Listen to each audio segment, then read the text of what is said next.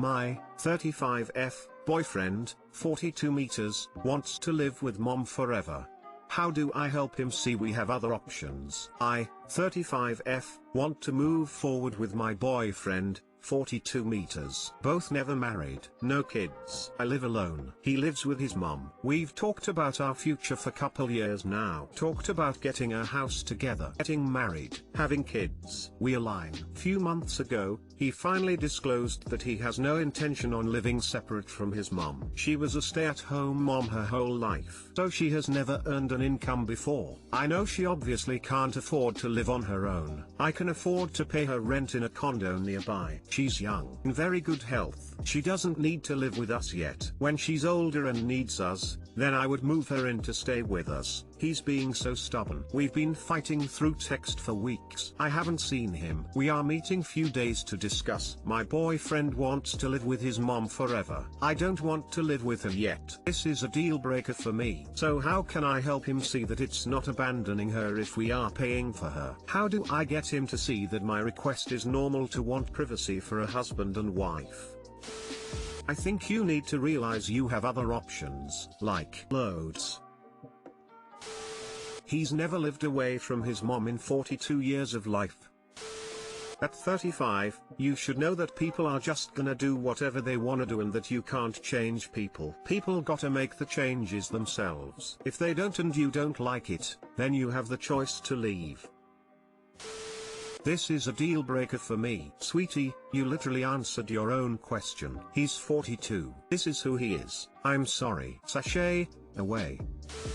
Your boyfriend has been clear about what he wants. You're basically asking us for the magic words to make him change, and I don't think there are any. Doesn't matter if a bunch of random strangers on the internet say you're right, and he's wrong. He should move out because that isn't what he wants. It's what you want. Right or wrong doesn't matter, it's not going to a vote. So you need to decide if you can tolerate the relationship the way it is, not how you really wish it could be. Put it this way, is there anything he could say to make you want to live with him and his mother? No magic words to suddenly change how you want your future to be? No logical set of arguments that would make you change and see it his way? Well, if not, then do him the courtesy of accepting that you aren't going to change his mind either. At most, you could pressure him into doing it, but is that really what you want? Think this is a fight you'd be having for the rest of your life. Maybe it's time to move on. Best of luck.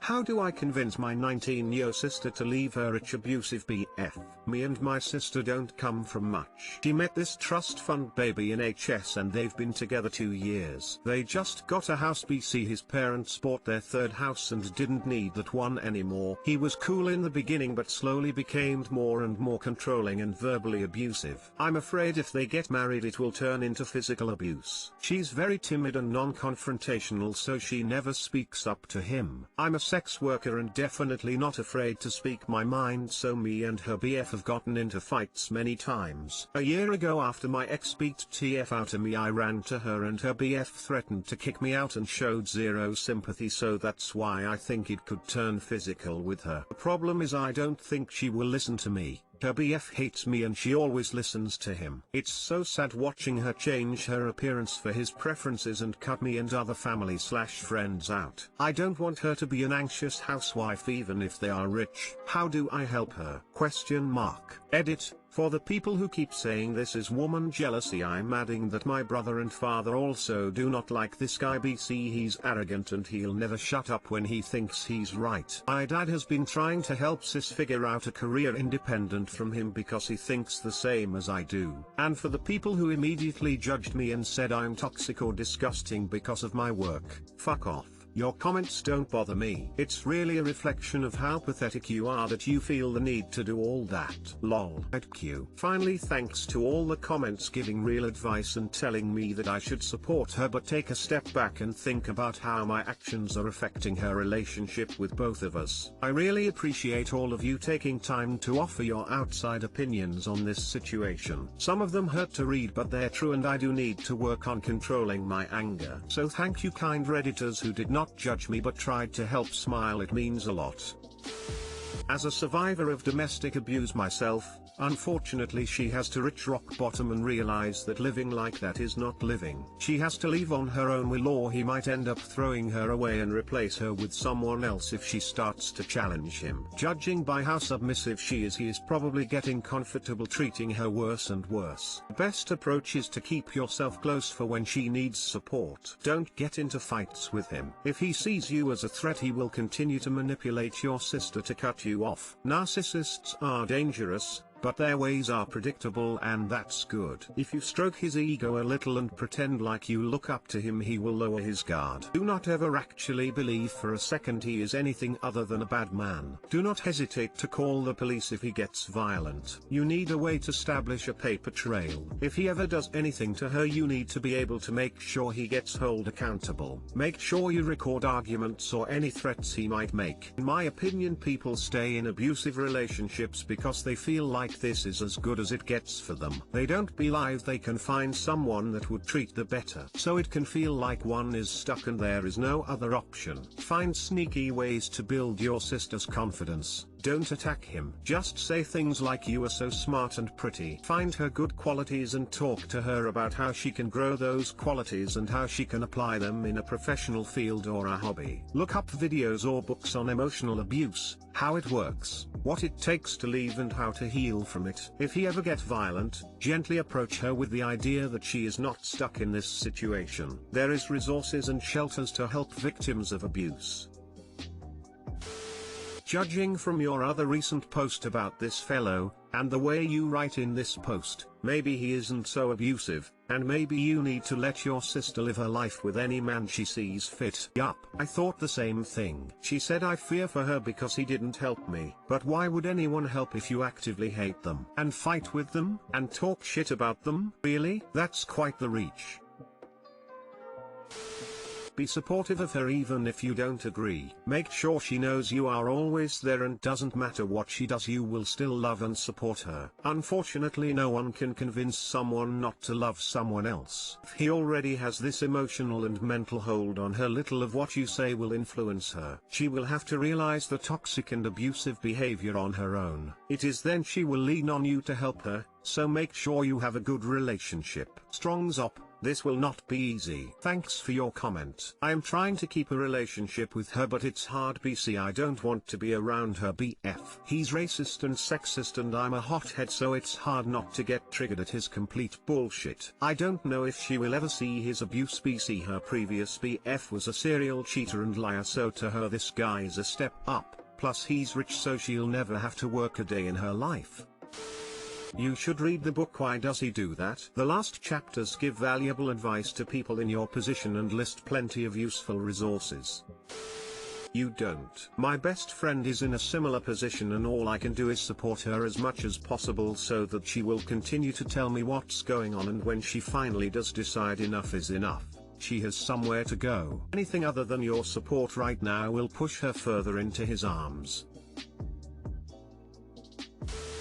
My 23F boyfriend, 25 meters, cheated in his past relationship and made me feel bad about being shocked. Hi y'all, I'm in a very sticky situation. I am reposting this as I didn't get that much feedback last time, and I'm honestly going to meet up with him later on today to break up with him over this. I just don't want to feel like I am making a major mistake and want to hear from as many of you as possible. Background: my boyfriend, let's call him Dan, cheated in one of his past relationships, and I only found out about it last night. When he was 18, he got into a relationship with a girl, let's call her Betty, who had a very difficult home situation. His parents are very strictly religious, and so the only way Betty was allowed to stay overnight at his parents' home was if they got married. Fast forward 2 years, Betty, over time, also became very religious, and they had lost all feelings for each other, although she became more integrated into his family and his religious community. They had discussed that their relationship probably wouldn't last, but due to Betty becoming a part of his family,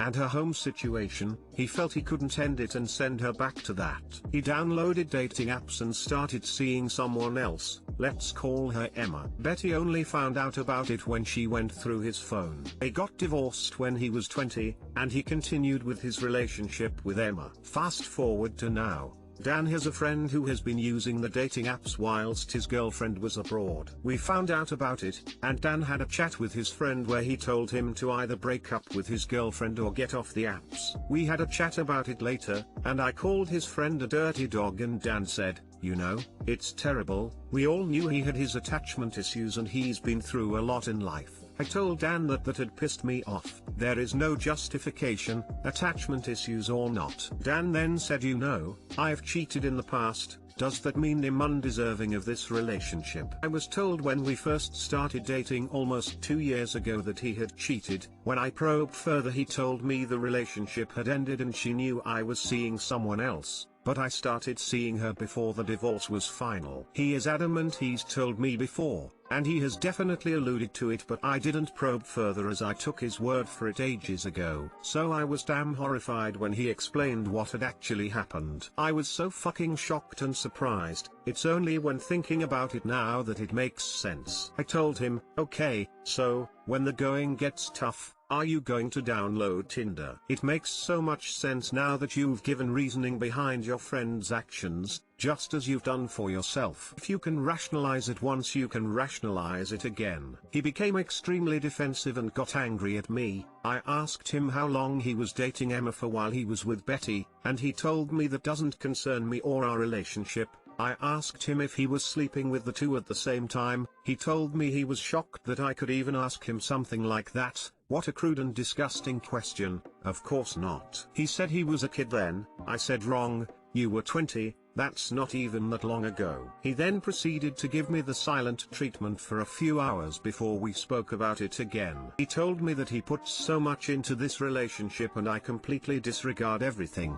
How I just speak to him without thinking about my words, making him feel shitty, and that I am disgusting for even questioning his loyalty to me. We didn't stop arguing until I apologized to him and told him that I would stop thinking about everything in such a black and white way. I was extremely apologetic for questioning his commitment to our relationship and said I would stop self-sabotaging this relationship. I really felt bad about what had happened and what I had said. We made up and he left this morning, but I still don't feel at ease. I don't think I did anything wrong. Of course I was angry and maybe I could have asked him all those questions in a nicer manner, but the way he blew up at me and got super defensive was extreme. If I was in his position, I would be a lot more apologetic and say I did something horrible in the past. There's no excuse for it instead of proceeding to give loads of justifications for it. The fact that he somehow made me apologize to him is crazy to me. Like I just can't believe it. Guys, am I crazy? Too long didn't read. I felt like shit last night due to our argument, like I really fucked up. Today though, I don't know how to feel. Guys, should I not have spoken to him the way I did, or should I have not apologized? Edit. I didn't mention, but we spoke about his relationship with Betty before he told me about all the cheating. He told me he felt a strong sense of abandonment when she got on her train to go home. Just another person in his life who left him. He completely missed out that he had cheated on her, abandoning her first. OFC, she was going to react like that. He made himself into such a victim and I felt bad for him, I really did. And talking about the situation, he only spoke about himself, how hard it was for him being with someone with a shit home life and the guilt he endured. Didn't mention how horrible she must have felt, you know, being the actual person suffering from abuse at home and then being cheated on.